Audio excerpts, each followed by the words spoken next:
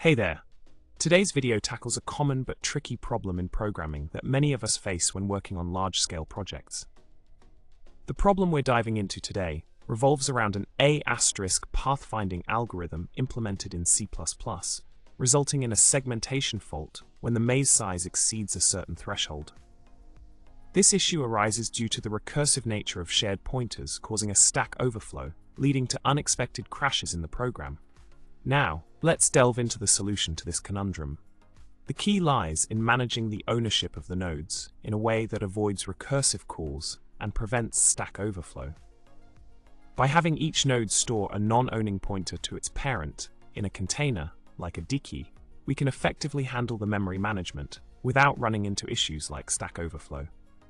This approach ensures smooth operation even with large maze sizes, providing a robust solution to the problem at hand.